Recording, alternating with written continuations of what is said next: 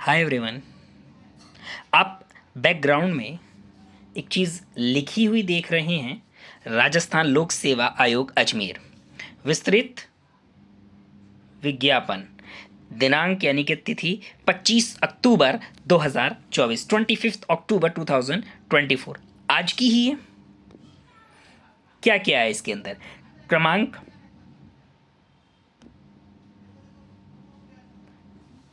VC19 exam slash school lecturer RPSC EP1 2024-25 Rajasthan में school lecturer की जो वैकेंसीज आई हैं ये उसका एडवर्टाइजमेंट है। देखिए पोस्ट का नाम है और क्या क्या रिजर्वेशन है। देखिए जनरल में यू आर, वहाँ जनरल में वुमेन के लिए अलग होता है, विडो के लिए अलग होता है, डिवोर्सी के लिए अलग होता है। इसी तरीके से SC में हो गया, ST में हो गया, OBC, MBC, EWC और फिजिकल हैंडीकैप। तो देखिए सबसे पहले नेम ऑफ पोस्ट, यहाँ सबसे पहले जो पोस्ट का नाम आया है वो आया है Hindi, PGT Hindi school lecturer. अभी हम इसमें जानेंगे, नीचे हमारे सामने जो है कंडीशंस लिखी हुई हैं कि किस पोस्ट के लिए क्या क्वालिफिकेशन चाहिए। सबसे पहले हिंदी में हमारे पास में जो है टोटल पोस्ट आई है 350, जर्नल 88, यानी कि इस जर्नल का मतलब ये है जो 88 हमारे पास लिखा हुआ है कि राजस्थान से बाहर के 88 लोग इसमें, यानी कि यहाँ तक मैक्सिमम 88 आ सकते हैं। ये है 350 वैकेंसी है।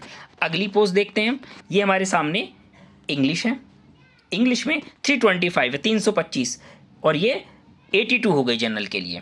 अगला जो है हमारे पास में संस्कृत है, संस्कृत की टोटल जो है 64 है और बाहर से जो जनरल आ सकते हैं वो 17 आ सकते हैं। इसके बाद में जो है वो राजस्थानी है, यहाँ 7 पोस्ट हैं, पंजाबी है 11 है। उसके बाद में जो है उर्दू, देखिए उर्दू की टोटल मिलाकर जो है वो 26 सीटें हैं। कितनी है? 26, और बाहर वालों के लिए 7, EBC, MBC, SC, ST सबके लिए मिला के। अब जो हिस्ट्री है, इतिहास है, उसमें जो है वो हमारे पास में 90 हैं। उसके बाद में पॉलिटिकल साइंस की 225 है। देखिए सबसे ज़्यादा जो वैकेंसीज हैं वो है पॉलिटिकल साइंस की, पॉल साइंस।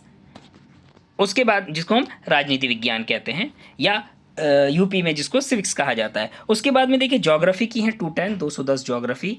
इकोनॉमिक्स 35, 35। उसके बाद में सोशियोलॉजी 16, 16। उसके बाद में देखिए होम साइंस है 16, 16। केमिस्ट्री 36। उसके बाद में फिजिक्स 147, 147। मैथ्स 153, 153। बायोलॉजी 67। कॉमर्स की देखिए एक बहुत अच्छी भरमार है, 340 वैकेंसी है। अगर अच्छे से मेहनत कर ली जाए तो इसमें भी काफ़ी है। ड्राइंग जो है वो 35 है। Music 6, physical education 37, coach wrestling 1, coach kabaddi 1, coach hockey 1, coach football 3। अब देखिए इसकी कंडीशंस देख लेते हैं। पंजाबी विषय में अनुसूचित जाति हेतु आरक्षित दर्शाए गए कुल 2 पद, अनुसूचित जनजाति हेतु आरक्षित दर्शाए गए कुल 2 पद।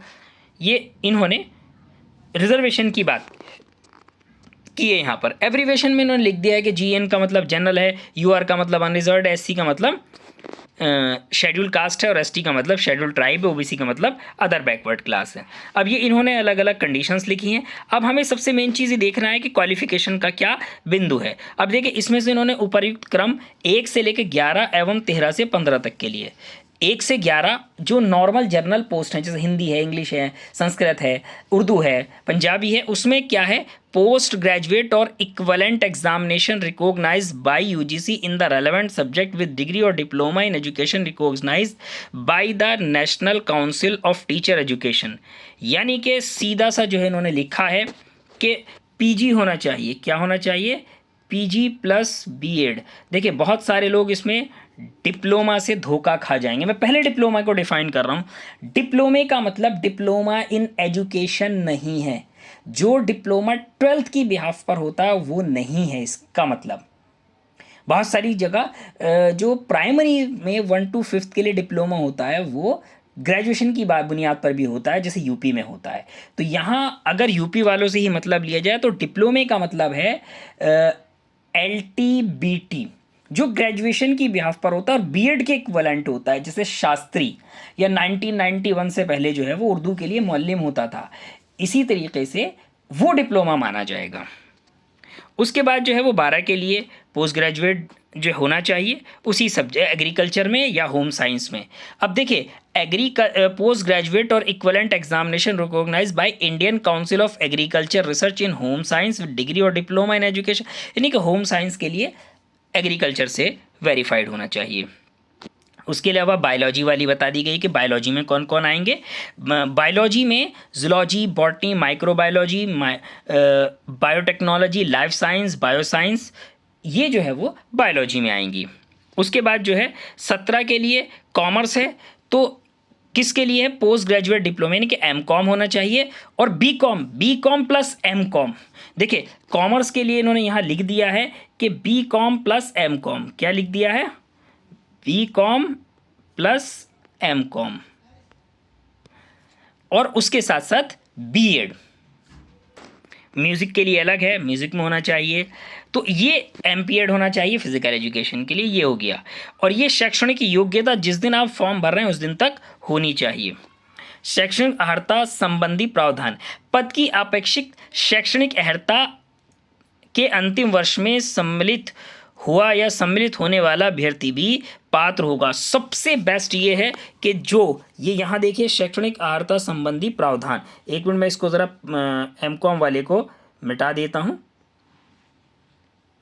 ये अब नहीं होगा, कोई नहीं, इसकी मैं पीडीएफ दूसरी भेज दूंगा। यानी कि जो मास्टर्स के अपने पीजी के फाइनल ईयर में है वो भी एलिजिबल है। और इसमें देखिए यहाँ जो सैलरी दी जाएगी वो लेवल 8 की है, यानी कि जो पीजीटी होता है, जो दूसरी जगह भी जैसे दिल्ली में है। लेवल 8 का इस वक्त जो बेसिक है वो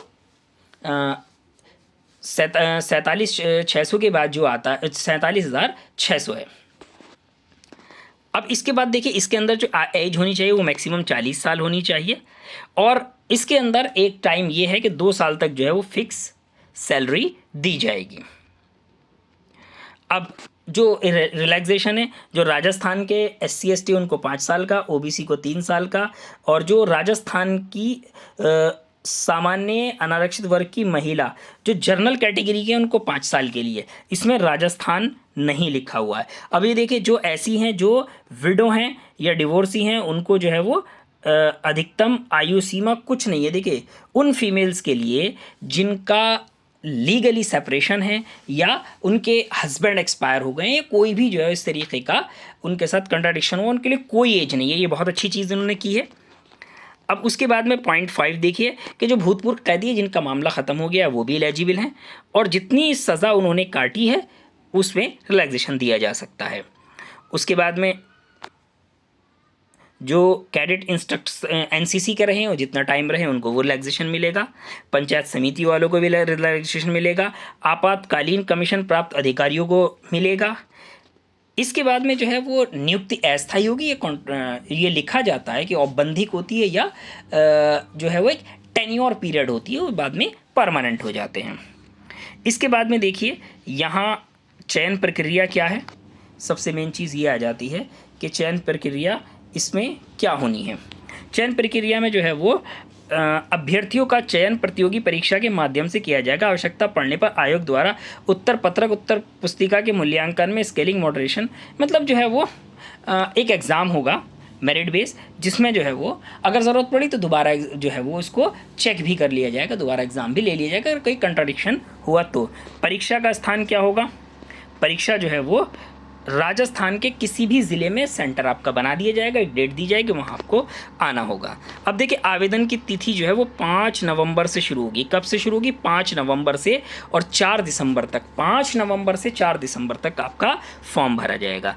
अब आवेदन प्रक्रिया क्या है कि आपको जो है वो RPSC पर जो है वो rpsc.rajasthan.gov.in पर जो है वो अपना पहले प्रोफाइल बनानी होगी। जैसे कुछ लोगों ने अगर दिल्ली का फॉर्म भरा है DSSB पर, उनका जो है वो OARS पर जो है रजिस्ट्रेशन होता है, फॉर्म भरा जाता है। उसी तरीके से राजस्थान का होता है, मध्य प्रदेश का भी इसी तरीके का है, यूपी का भी इसी तरीके का है, तेलंगाना का भी इसी तरीके का है।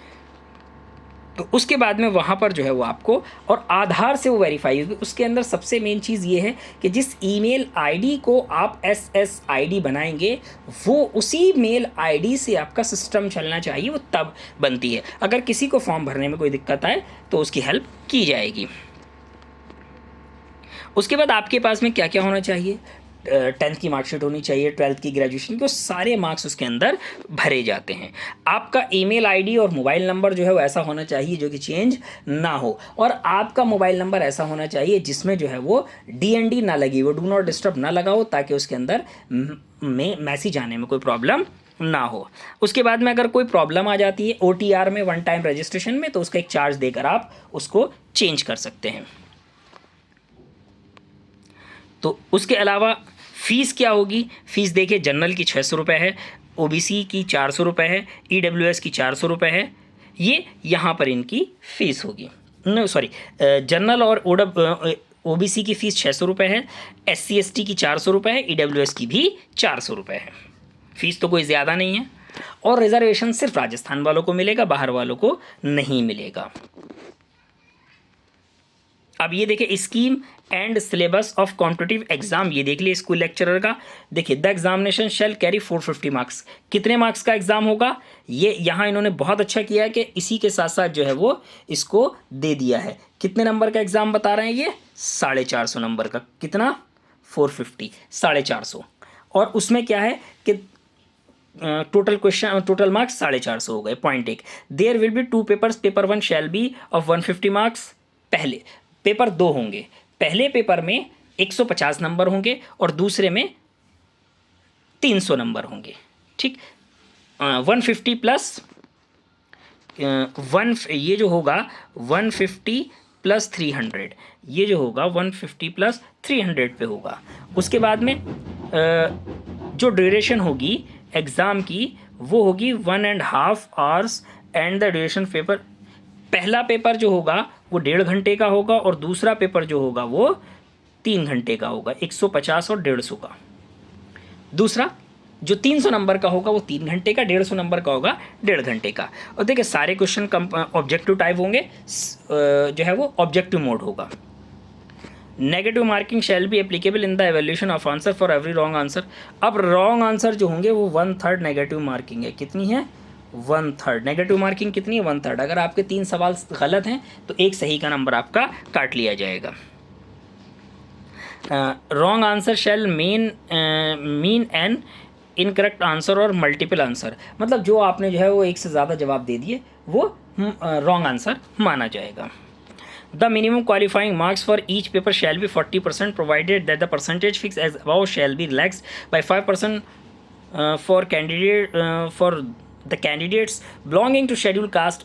देखिए, जैसे आपने दिल्ली का DSSB का पेपर पहला वाला अगर देखा है तो उसमें यही होता था 2021 और 2021, 17 और 14 वाला, कि उसके अंदर 40% मार्क्स लाना कंपलसरी होता था। राजस्थान में भी 40% मार्क्स लाना कंपलसरी, यानी कि पहला पेपर 150 मार्क्स का होगा, 150 नंबर का, 15 चौका 60, 60 मार्क्स, 60 नंबर लाना कंपलसरी है। और दूसरा पेपर जो सब्जेक्ट का होगा वहाँ पर भी 40% के हिसाब से 3 चौक 12, 120 नंबर लाने हैं। और मेरिट तब बनेगी जब आप एक पेपर में 60 और एक पेपर में 120, यानी कि मिनिमम 180 नंबर लेकर आएँ, यानी कि मेरिट जो है वो मिनिमम जो जाएगी वो 200 जाएगी। क्योंकि कुछ लोग फर्स्ट पेपर में अगर कमज़ोर हैं तो सेकंड में अच्छे हैं, और अगर सेकंड में अच्छे हैं तो फर्स्ट में कमज़ोर हैं, यानी कि वो 200 क्रॉस करेंगे 450 में। 50% से ज़्यादा मेरिट जाने के इम्कान है। अब देखिए, जनरल स्टडीज़ क्या पेपर होगा? जनरल स्टडीज़ का 1.5 घंटे वाला राजस्थान की हिस्ट्री हो गई। इसमें mental ability test, statistics secondary level, mathematics secondary level, language ability test, Hindi English. सीधी सी बात ये मानिए कि अभी राजस्थान का जो वो तो राजस्थान से पढ़ना पड़ेगा। जो दूसरा मेंटल एबिलिटी है ये DSSB का पार्ट है, कहीं और से कुछ नहीं देखना, सिर्फ DSSB की बात कर रहे हैं इस वक्त। उसके बाद में करंट अफेयर्स कुछ नहीं कह रहे हैं, ये सिर्फ DSSB के हवाले से बात कर रहे हैं ये, क्योंकि वो उसी को, कोई भी बोर्ड हो वो DSSB को बहुत अच्छे से फॉलो करता है। General science, Indian polity, geography of Rajasthan, ये सिर्फ राजस्थान का होगा। Educational psychology, educational management, education scenario in Rajasthan, right of children to see free and compulsory education act. देखिए, ये जो पोर्शन है वर्धमान महावीर ओपन यूनिवर्सिटी कोटा की BA education, MA education, BEd distance और BEd स्पेशल एजुकेशन डिस्टेंस, ये 4 कोर्स होते हैं Vardhman Mahaveer open university Kota में। इनकी जो एजुकेशन में राजस्थान का एक स्पेसिफिक स्टडी का पेपर होता है, उसमें से सारा कुछ ये मिल जाएगा। अगर आपको किताब ना मिले तो मुझे बताइए, मैं उसकी PDF दे दूंगा। वो फ्री ऑफ कॉस्ट सबके लिए यूनिवर्सिटी ने अवेलेबल कर रखी है, ये सारा कुछ वहाँ से मिलेगा। अगर हम कंटेंट की बात करें, जो मैंने डीएसएसबी की बात करी, उसको छोड़कर राजस्थान का जितना भी कंटेंट है वो वर्धमान महावीर ओपन यूनिवर्सिटी कोटा की किताबों से एज इट इज लिया जाएगा। अब देखिए paper 2 second concern subject, knowledge of subject concern secondary level, PGT level, यानी कि दो तरह की यहाँ चीज़ें आएंगी। पहले पॉइंट की हम बात कर रहे हैं कि राजस्थान में आरबीएसई की जो किताबें चलती थी, यानी कि जो राजस्थान की किताबें थी सीबीएसई से पहले जो उन्होंने अडॉप्ट की थी, अडॉप्शन से पहले सीबीएसई से एनसीईआरटी से पहले, वो किताब प्लस एनसीईआरटी की 9 से 12 तक की किताब, वो दोनों 9 अपने सब्जेक्ट की एनसीईआरटी 9 से 12 तक की कंपलसरी पढ़नी है। रिसेंटली सिलेबस चेंज हो रहा है तो आप वो किताबें मंगा के रख लीजिए। दूसरा पॉइंट की बात करें ग्रेजुएशन लेवल। ग्रेजुएशन लेवल का मतलब है यूनिवर्सिटी ऑफ राजस्थान का जो सिलेबस होता है उनके पास में वो, और प्लस जो है वो, या वर्धमान महावीर ओपन यूनिवर्सिटी कोटा में जो डिस्टेंस का ग्रेजुएशन का सिलेबस देखा जाता है वो, हर सब्जेक्ट में जो भी कुछ यूनिवर्सिटी ऑफ राजस्थान में या वर्धमान महावीर ओपन यूनिवर्सिटी कोटा में पढ़ाया जाता है उसको देख लीजिए। वीएमओयू कोटा का सिलेबस मिलना बहुत आसान है। अब इन्होंने तीसरी बात की है कि knowledge of subject concern post graduation level. अब देखिए जिन सब्जेक्ट्स में वीएमओयू कोटा मास्टर्स कराता है तो वहाँ से तो मास्टर्स का आ जाएगा। यूनिवर्सिटी ऑफ राजस्थान में जो इनके पास में सिलेबस है पीजीटी का, फॉर एग्जाम्पल मैं बात करूँ जैसे उर्दू है तो कोटा में वीएमओयू कोटा में एमए उर्दू नहीं होता है, तो राजस्थान यूनिवर्सिटी का सिलेबस जो है वो इग्नू या मौलाना आज़ाद यूनिवर्सिटी से देख सकते हैं। संस्कृत का इसी तरीके से वहाँ से लिया जा सकता है, पॉल साइंस का है, इकोनॉमिक्स का है, हिस्ट्री का है, ज्योग्राफी का है। अब उसके बाद में एक और आया pedagogy teaching learning material use of computers and information technology in teaching learning. Pedagogy, देखिए कंसर्न सब्जेक्ट की पेडागोजी की बात हो रही है, जिस तरीके से अब से पहले राजस्थान में आता था, जो बीएड में हमें पेडागोजी पढ़ाई जाती है जो आपका सब्जेक्ट है उसमें। उसके बाद ये कह रहे हैं लर्निंग मटेरियल, यानी कि जितनी चीज़ें हैं हमें बताई जाती हैं कि किस चीज़ से हम सीखते हैं, यानी कि जो डीएसएसबी में पेडागोजी का जो पोर्शन आता है या हमें जो सेकेंडरी एजुकेशन में हम माइक्रो टीचिंग और मैक्रो टीचिंग में पढ़ते हैं उसकी बात हो रही है। कंप्यूटर इंफॉर्मेशन टेक्नोलॉजी की बात हो रही है। डीएलएड या बीएड के अंदर जो अलग से पेपर होता है उसमें जो कंप्यूटर पढ़ाया जाता है ये उसकी बात हो रही है। और उसके टीचिंग ट्रेनिंग लर्निंग की, यानी कि जो बीएड में स्पेशल पेपर पढ़ाया जाता है इलेक्टिव में जो हम लेते हैं वो उसमें से है ये। अब देखिए scheme and syllabus of competitive exam for the post of coach, ये कोच का है, इन्होंने डिफाइन कर दिया कि क्या क्या उसमें से आ सकता है। अब पेपर 1 जनरल स्टडीज़, ये सभी के लिए अलग अलग है इन्होंने अच्छा स्पोर्ट्स के लिए दे दिया कि क्या क्या है। पेपर 1 तो सेम है और पेपर 2 इन्होंने चेंज कर दिया है। अगला अब यहाँ देखिए किस तरीके से मार्क्स इन्होंने दिए हैं। Awardable marks on the basis of certificate of the participant in the position gain in the sports competition है, ये स्पोर्ट्स वालों के लिए है। यहाँ scheme and syllabus of competitive examiner for the post of lecture physical education के लिए है, ये उनका है। उसके बाद में ये भी फिजिकल एजुकेशन वालों के लिए है। और यहाँ जो है वो स्पोर्ट्स सर्टिफिकेट है। स्पोर्ट्स के बाद में फिर ये बात कर रहे हैं, ये फिर स्पोर्ट्स वालों की बात कर रहे हैं। ये अच्छा आवेदन पत्र जो है वो पूरा भरा जाना चाहिए, फीस जमा होनी चाहिए, उसमें कहीं कोई त्रुटि नहीं होनी चाहिए, सारी चीज़ें एग्जैक्ट होनी चाहिए। और विशेष छूट, अब जो है वो फॉर्म किसका रिजेक्ट होगा, जिसका कंप्लीट नहीं होगा उसका रिजेक्ट हो जाएगा। अब ये देखिए ये इशू किसने किया है, ये किया है रामनिवास मेहता ने, और ये आज ही की डेट 25 अक्टूबर 2024 को इशू हुआ है। ये पीडीएफ और जो है आपको एजुकेशनल अपडेट ग्रुप टेलीग्राम पे मिल जाएगी, और उसके अलावा इसको मैं व्हाट्सएप पर भी शेयर करने की कोशिश करूंगा। व्हाट्सएप पे भी एजुकेशनल अपडेट ग्रुप पर कर दी जाएगी। आपको कोई भी किसी तरह की चीज़ अगर पूछनी है तो वो पूछ सकते हैं। मैंने अपना मोबाइल नंबर, टेलीग्राम आईडी, उसी के साथ साथ जो है वो ईमेल आईडी मैंने सारा डिस्क्रिप्शन में दे दिया है।